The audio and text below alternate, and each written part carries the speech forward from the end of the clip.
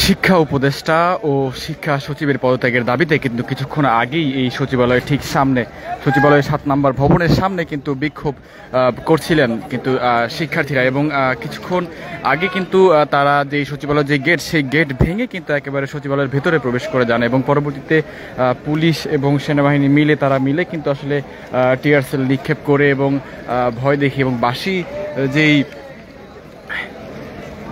বাঁশি বাজানো সহ বিভিন্ন লাঠি দেখিয়ে কিন্তু আসলে শিক্ষার্থীদেরকে বের করে দেওয়ার জন্য বারবার অনুরোধ করছিলেন, কিন্তু শিক্ষার্থীরা কোনোভাবেই বের হচ্ছিলেন না এবং পরবর্তীতে কিন্তু পুলিশ ধাওয়া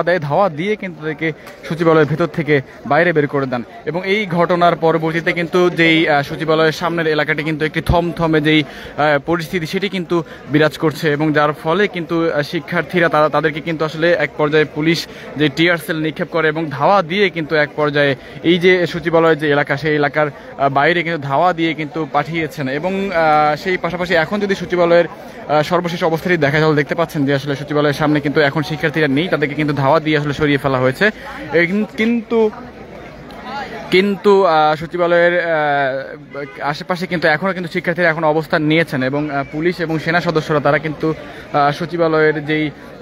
গেট সেই গেটে কিন্তু অবস্থান নিয়েছেন এবং এতে করে কিন্তু পুলিশ এবং সেনা সদস্য সহ বেশ কয়েকজন শিক্ষার্থী তারা কিন্তু আহত হয়েছেন এবং আমরা কিন্তু দেখেছি সেনা সদস্যদের মধ্যে কয়েকজন কিন্তু মারাত্মকভাবে আহত হয়েছেন, পুলিশ কিন্তু কয়েকজন আহত হয়েছেন এবং শিক্ষার্থীদের মধ্যে কয়েকজন কিন্তু মারাত্মকভাবে জখম হয়েছেন, তারা কিন্তু আহত হয়েছেন এবং এখনও কিন্তু আমরা শুনতে পাচ্ছি এখনও কিন্তু টিয়ার সেল নিক্ষেপ করা হচ্ছে এবং শিক্ষার্থীদের কিন্তু এক পাশে সরিয়ে ফেলা হচ্ছে এবং সচিবালয়ের ঠিক দুপাশেই কিন্তু এখন শিক্ষার্থীরা অবস্থান নিয়েছেন, ঠিক শিক্ষা ভবনের এক পাশে কিন্তু শিক্ষার্থীরা অবস্থান নিয়েছেন, পাশাপাশি 0 পয়েন্টের অপোজিট পাশেও কিন্তু শিক্ষার্থীরা অবস্থান নিয়েছেন এবং কিছুক্ষণ আগে কিন্তু এই সচিবালয়ের যে 1 নম্বর গেট সেই 1 নম্বর গেট কিন্তু এক পর্যায়ে 1 নম্বর গেট খুলে গেটের উপর দিয়ে কিন্তু পার হয়ে শিক্ষার্থীরা কিন্তু পাস করে কিন্তু সচিবালয়ের যে 1 নম্বর ভবন সেই ভবনের ভেতরের যেই জায়গা সেই জায়গায় কিন্তু তারা ঢুকেছিলেন এবং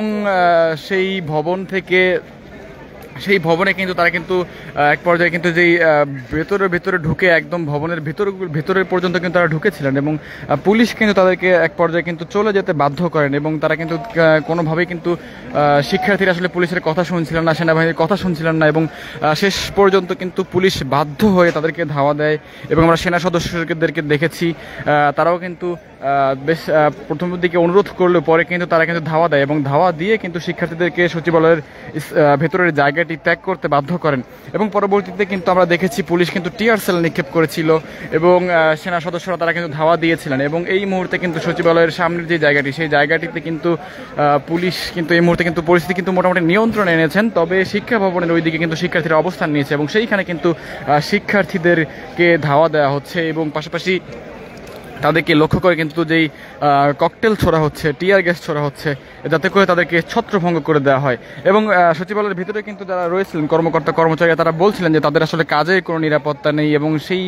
নিরাপত্তা না থাকায় তারা আসলে কীভাবে কাজ করবেন এমন কথাও কিন্তু তারা বারবার বলছিলেন। দর্শক, ডেইলি সান লাইভে আপনাদের সঙ্গে সরাসরি যুক্ত ছিলাম সচিবালয়ের 1 নম্বর গেট থেকে। আমরা ক্ষণে ক্ষণে আপনাদের সঙ্গে যুক্ত হবো এবং দেশের সকল খবর সবার আগে পৌঁছে দেওয়ার চেষ্টা করবো। এতক্ষণ আমাদের সঙ্গে যুক্ত থাকার জন্য সবাইকে ধন্যবাদ জানাচ্ছি। For more updates, follow us on Facebook. Subscribe our YouTube channel. Get the latest update on www.daily-sun.com.